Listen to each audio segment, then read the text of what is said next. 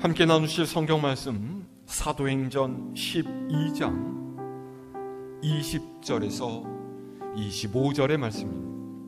신약성서 208면입니다. 사도행전 12장 20절에서 25절까지 제가 한 절, 여러분이 한 절씩 교독합니다. 헤롯이 두로와 시돈 사람들을 대단히 노여워하니 그들의 지방이 왕국에서 나는 양식을 먹는 까닭에 한 마음으로 그에게 나와 왕의 침소 맡은 신하 블라스도를 설득하여 화목하기를 청한지라.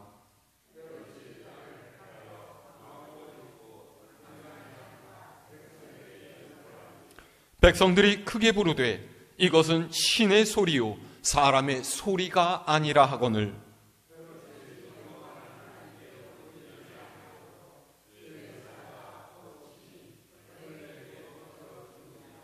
하나님의 말씀은 흥왕하여 더하더라.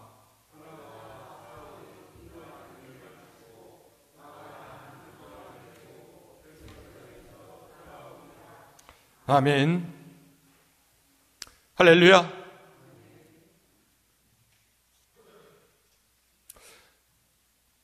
오늘 우리가 읽은 말씀은 예루살렘의 초대교회가 받는 핍박을 다루고 있는데, 이 핍박의 중심에 있는 인물은 헤롯 아그리파 1세, 바로 헤롯 왕입니다.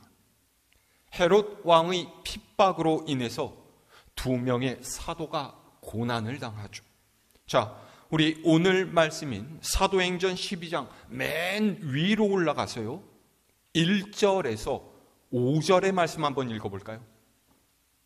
사도행전 12장 1절에서 5절 말씀 함께 있습니다. 시작. 그때에 헤롯 왕이 손을 들어 교회 중에서 몇 사람을 해하려 하여 요한의 형제 야고보를 칼로 죽이니 유대인들이 이 일을 기뻐하는 것을 보고 베드로도 잡으려 할세. 때는 무교절 기간이라. 잡음에 옥에 가두어 군인 4식인 4패에게 맡겨 지키고 6월절 후에 백성 앞에 끌어내고자 하더라. 이에 베드로는 옥에 갇혔고 교회는 그를 위하여 간절히 하나님께 기도하더라. 아멘. 12 사도 중에 한 사람으로 요한의 형제인 야고보가 가장 먼저 순교를 당했습니다. 그리고 유대인들의 환호에 고무된 헤롯 왕은 베드로도 잡아들였어요. 감옥에 그를 가두어 두고서 6월절 이후에 백성들 앞에서 처형하려고 했죠. 이 위기의 상황에서 교회는 베드로를 위해서 하나님께 간절히 기도했습니다. 12장 5절 이후의 말씀은요, 하나님께서 기적으로 간섭하셔서 베드로가 옷에서 벗어나게 된 상황을 기록하고 있습니다. 그리고 끝내 베드로를 찾지 못한 헤롯은 그를 지키던 간수들을 처형하고 유대를 떠나서 가이사랴로 내려가죠. 오늘 말씀은 바로 여기서부터 시작이에요. 베드로가 감옥을 탈출한 지 1년이 지난 시점에 헤롯은 예루살렘이 아닌 가이사랴에 머물고 있었습니다. 이 가이사랴라는 도시는요, 헤롯 아그리파 왕 할아버지인 헤롯 대왕, 그러니까 예수님이 태어나실 때 명령을 내려서 베들레헴 주변의 아이들을 모조리 죽였던 바로 그 사람이 만든 도시입니다. 본래 이곳은 굉장히 낙후된 지역이었어요. 그런데 헤롯 대왕이 이 도시를 재건했죠. 요즘 말로 하면 도시 재개발, 그러니까 뉴타운을 건설한 거예요. 도시 전체를 로마식으로 화려하게 리모델링한 후에 로마 황제를 일컫는 명칭인 가이사를 따서 가이사랴 이렇게 이름을 짓고 황제에게 바쳤습니다. 그러니까 헤롯 대왕이 가이사랴를 건설한 이유는 한마디로 황제에게 잘 보이기 위해서였다라는 거예요. 나중에 이 도시에 유대를 다스리는 로마 총독부가 들어서고 로마 총독이 머무는 거처가 자리 잡게 되죠. 이 가이사랴에 헤롯 왕이 내려가 있었는데 어느 날 사건이 일어납니다. 무슨 일 때문이에요? 자, 20절 말씀 함께 읽을까요? 시작. 헤롯이 두로와 시돈 사람들을 대단히 노여워하니 그들의 지방이 왕국에서 나는 양식을 먹는 까닭에 한 마음으로 그에게 나와 왕의 침소 맡은 신하 블라스도를 설득하여 화목하기를 청한지라. 아멘. 두로와 시돈은 오늘날의 레바논 지역으로 구약 성경에도 빈번하게 등장하는 유명한 항구 도시이자 무역의 중심지입니다. 이곳에서 많은 나라의 상인들이 각국의 자원과 물자를 거래했고요. 그만큼 들고 나는 사람도 많아서 늘 북적이었던 화려하고 풍요로운 도시였죠. 그런데 이 도시에게는 약점이 있었어요. 상업은 발달했지만은 농업은 뒤떨어진 터라 식량을 자급자족할 수가 없었다라는 것이에요. 그래서 식량은 가까운 유대로부터 사와야만 했죠. 그런데 20절 보세요. 무역 허가권을 손에 쥐고 있는 유대의 통치자 헤롯 왕이 이 두로와 시돈 사람들에게 대단히 화가 나 있었다라는 거예요. 뭐 어떤 일이 있었는지, 왜 헤롯이 화가 났는지 우리는 알 수가 없습니다. 어쨌든 화가 난 헤롯은 두로와 시돈과의 무역 협상을 중지시켜버렸어요. 그러면 두로와 시돈이 어땠겠습니까? 다른 곳으로부터 식량을 사와야만 했는데 한순간에 거래처를 바꾸는 것이 그렇게 쉽겠어요? 게다가 여러 가지 상황으로 볼 때에 다른 나라와 새로 거래를 트는 것보다 유다와 무역하는 것이 훨씬 더 나았던 것으로 보입니다. 그래서 어떻게 했어요? 두로와 시돈이 급하게 사절단을 보내서 헤롯의 마음을 달래려고 했죠. 그러기 위해서 찾아간 사람이 바로 헤롯 왕의 침소를 맡은 블라스도라는 사람이었어요. 좀 생소한 직업이 나오죠. 왕의 침소 맡은 자가 뭐 하는 사람입니까?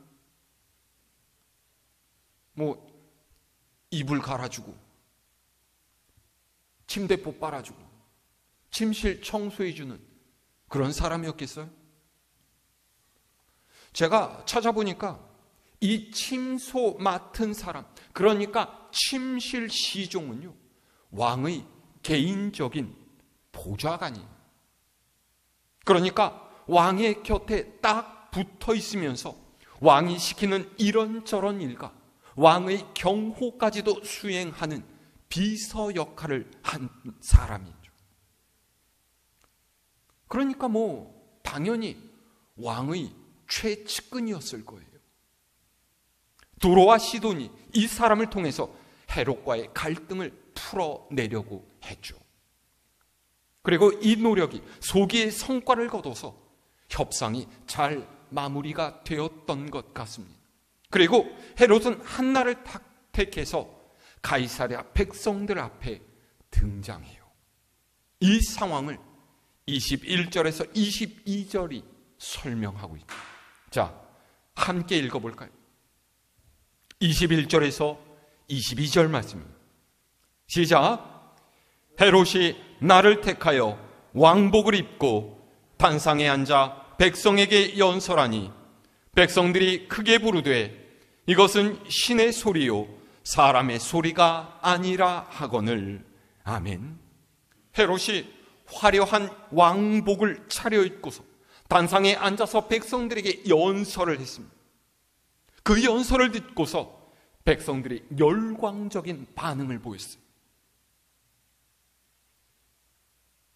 유대인 역사가였던 요세푸스가 유대 고대사라는 책에서 이 장면을 굉장히 자세하게 묘사했는데요. 이렇게 되어 있습니다. 행사 둘째 날 이른 아침에 헤롯은 정말 기이하게 통째로 은으로 직조된 의복을 입고 극장에 들어섰다. 마침 의복의 은이 햇빛에 반사되어 영롱한 빛을 발했는데 그 반짝이는 모양이 어찌나 신기하고 찬란하던지 그를 바라보던 이들은 일순간 겁에 질렸다. 그때부터 이 아첨꾼들은 여기저기서 그가 신이라고 외치며 이렇게 덧붙였다. 우리에게 자비를 베푸소서. 지금까지는 우리가 왕을 인간으로만 공경했으나 이제부터는 불멸의 신으로 우러러 보겠나이다. 그런데도 왕은 그들을 책망하거나 그러한 불경한 아첨을 거부하지 않았다. 당시의 상황을 매우 자세하게 묘사한 기록인데요.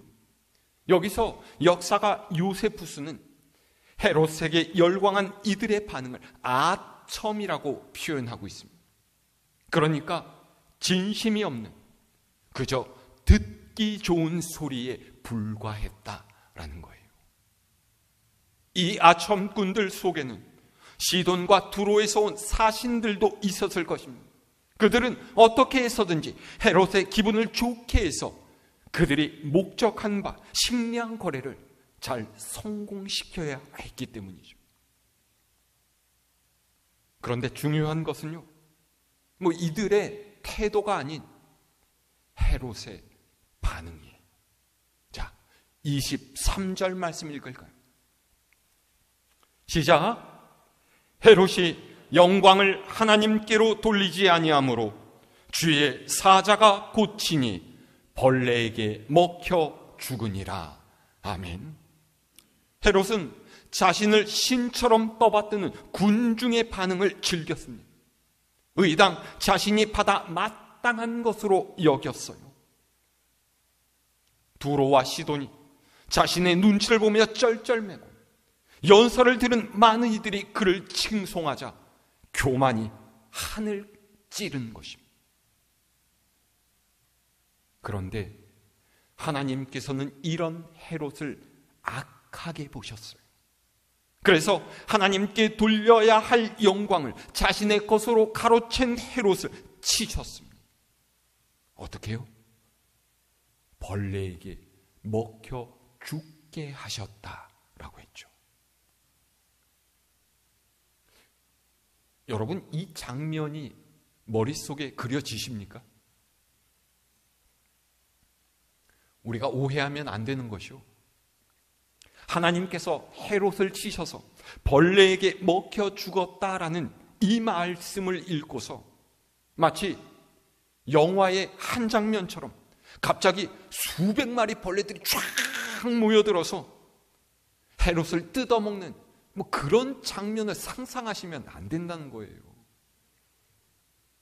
23절에 벌레라는 단어를요, 헬라어로는 스콜렉스라고 하는데요, 신구약 성경 전체를 통틀어서 여기 딱 한 번 나옵니다.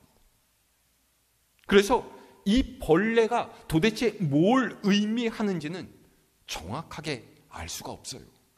학자들마다 다 해석이 다릅니다. 어떤 이는 큰 회충이 장에 들어가서 헤롯을 죽게 했다라고 하기도 하고요. 또 다른 이는 세균의 감염 때문에 급성 염증이 일어나서 죽은 거라고 하죠. 사실 기생충인지 세균인지는 우리가 정확히 알 수 없지만은 분명한 것은 벌레들이 그를 물어뜯어서 죽인 것은 아니라는 거예요. 다시 역사가 요세푸스의 기록을 보자면요, 이렇게 되어 있어요. 연설하고 있던 헤롯 아그리빠는 배가 심하게 아파옴을 느꼈다. 이것은 극심한 통증으로 변했다. 아그리빠는 재빨리 궁궐 안으로 옮겨졌고 그는 5일 동안 극심한 통증으로 고생하다가 바로 죽었다. 그의 나이 54세였고 왕좌에 오른 지 7년째였다. 요세푸스의 설명에 비해서 오늘 성경 말씀은 헤롯의 죽음을 굉장히 단순하게 설명하고 있습니다. 이유가 뭐라고 했습니까? 주의 사자가 곧 치니. 그렇죠? 이 말 뜻이 무엇입니까? 헤롯의 죽음은 하나님께서 하신 일이라는 거예요.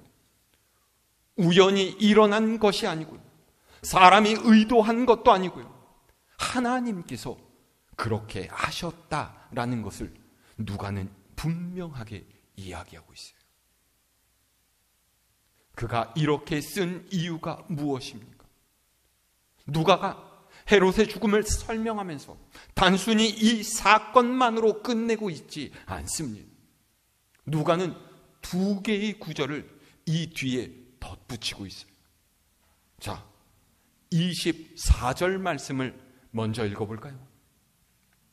시작. 하나님의 말씀은 흥왕하여 더하더라. 아멘.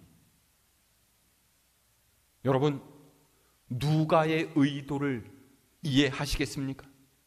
지금 누가는요, 2가지를 대조해서 보여주고 있어요.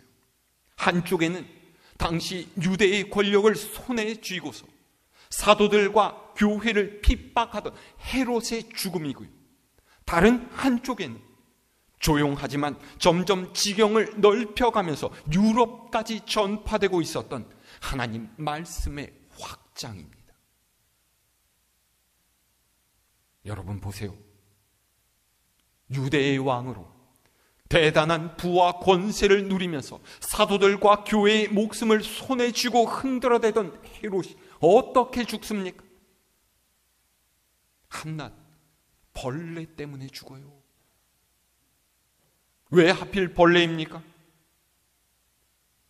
여러분, 그런 생각 해보신 적 없으세요? 아니, 하나님께서 기왕 심판하실 바에는 좀 멋지게 하실 것이지. 예를 들어서 다른 사람은 다 멀쩡한데 갑자기 단상 위에 앉아서 뽐내던 헤롯만 천둥번개가 빡 하고 때려갖고서, 그러면 이야, 얼마나 그게 난리가 나겠어요. 우리가 마른 하늘의 날벼락이라고 하지 않겠습니까? 그러면 사람들이 그걸 보고서 야, 이런 거는 하나님께서 하신 일인가? 하나님께 벌을 받지 않고서야 이런 일이 일어날 수가 없지. 모두 다 그렇게 얘기하지 않겠습니까? 그러면 얼마나 그게 뽀대나겠어요. 그런데 하나님께서는요, 고작 벌레를 사용하셔서 헤롯을 치셨어요. 왜입니까? 왜 이런 변변치 않은 최후를 맞게 하셨어요? 하나님께서 보시기에는요, 헤롯도 벌레 같은 미물에 불과하다라는 거예요. 세상에서 아무리 큰 힘과 물질을 가진 사람이라고 해도 하나님 앞에서는 벌레 하나 막지 못한 무력한 인생일 뿐이다 라는 것이죠. 그런 인생에게 소망을 두는 것, 어리석은 일이다 라는 거예요. 오늘 말씀에서 우리가 주목해야 될 것이 있습니다. 여러분, 오늘 말씀에 나오는 가이사랴, 헤롯 왕, 그리고 그에게 아첨한 군중들 사이에는 공통점이 있어요. 무엇입니까?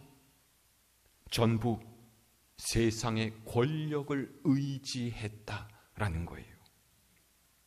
초반에 말씀을 드렸다시피 가이사랴는 헤롯 왕의 할아버지인 헤롯 대왕이 당시에 로마 황제에게 잘 보이기 위해서 지은 도시입니다.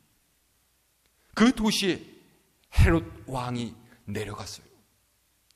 그가 가이사랴로 내려간 이유를 성경에서는 말하고 있지 않지만은요, 역사를 참조해 보면은 로마 황제 글라우디오가 전쟁에서 승리한 것을 축하하기 위해서였을 것이다 라고 하죠.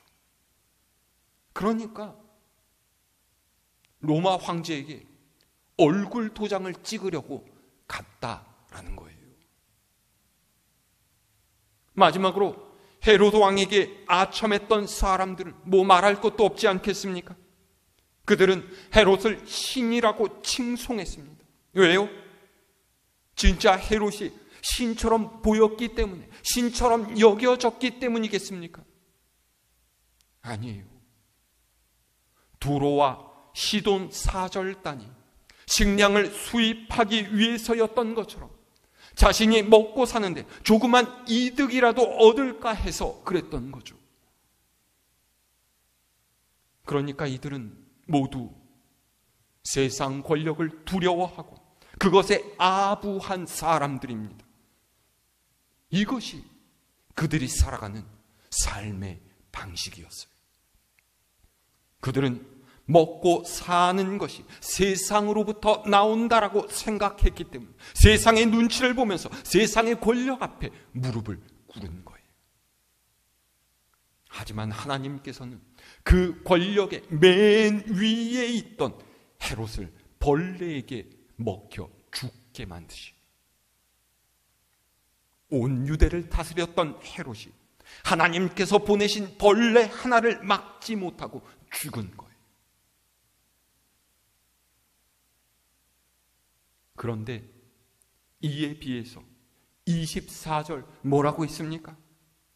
하나님의 말씀은 흥왕하여 더하더라.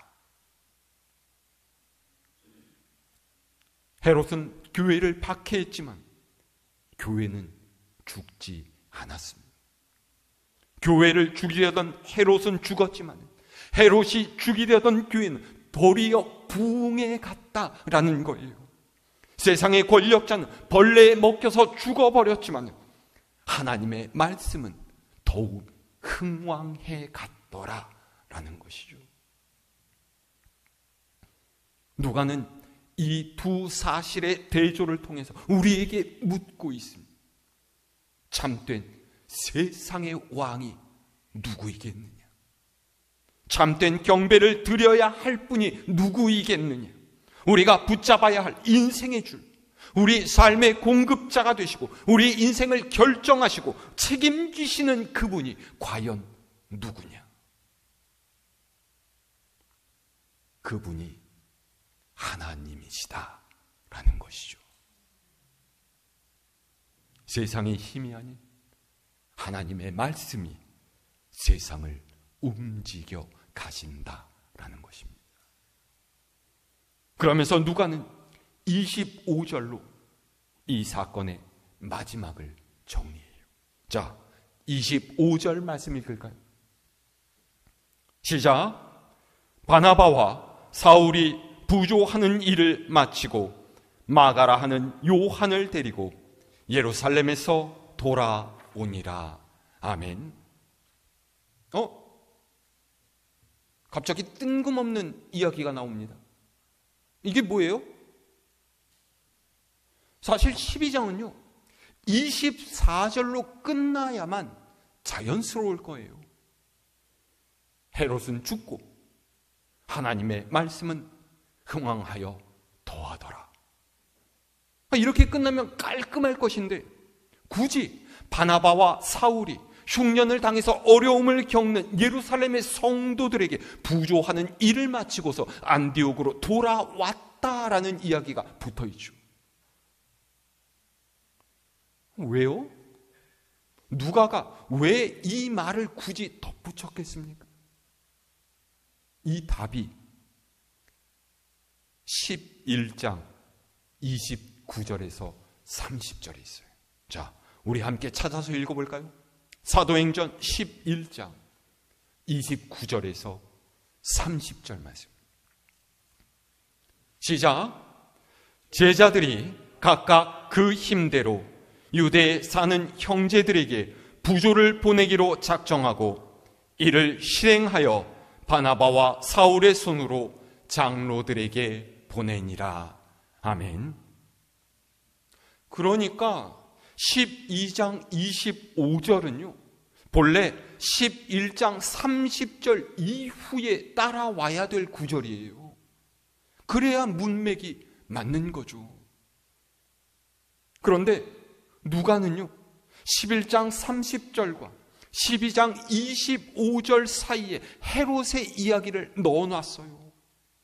헤롯이 예루살렘 교회를 핍박해서 야고보가 죽고 베드로가 감옥에 갇히다가 탈출하고 이런저런 일들이 많았지. 헤롯은 죽었다라는 거예요. 이게 무슨 뜻이겠습니까? 세상이 아무리 교회를 박해한다라고 할지라도 하나님의 역사는 멈추지 않는다라는 거예요. 누가는 25절을 통해서 그것을 보여주고 있어요.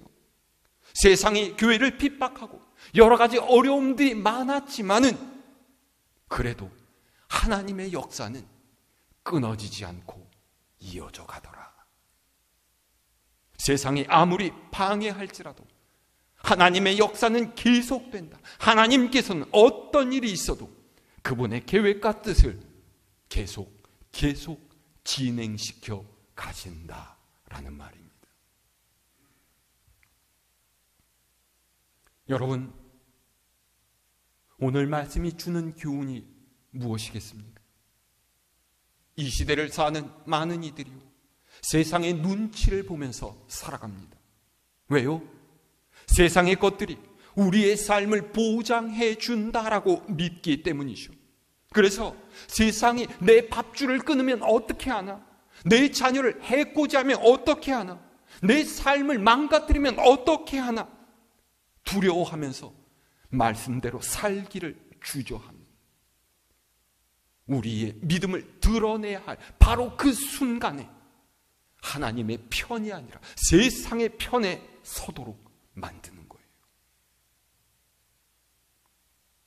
하지만 여러분, 오늘 말씀 기억하시기를 바랍니다. 세상의 그 어떤 대단한 힘도 하나님께서 하시는 일을 막을 수는 없습니다. 하나님께서는 세상을 다스리시고 그분의 뜻대로 이끌어 가시는 분이세요.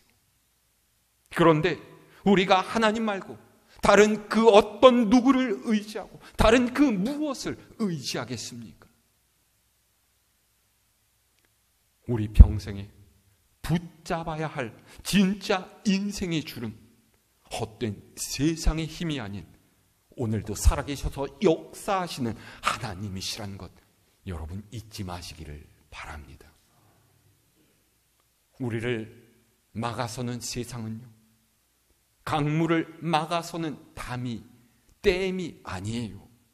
그저 냇가에 박혀있는 돌멩이일 뿐입니다. 그 돌멩이는 시냇물로 하여금 맑은 소리를 내게 만들어서 냇물을 냇물처럼 만들 뿐이지 물이 흘러가는 것을 방해하거나 막지 못해요. 믿는 이는 이런 믿음으로 세상을 살아가는 사람들이 허망한 세상의 것, 결국은 사라질 것들 때문에 분주한 인생 살지 마시기를 바랍니다. 오로지 하나님의 말씀을 붙잡고 우리 앞에 놓여 있는 믿음의 길을 오늘도 내일도 힘차게 걸어가는 여러분 모두가 될 수 있기를 우리 주님의 이름으로 축원합니다.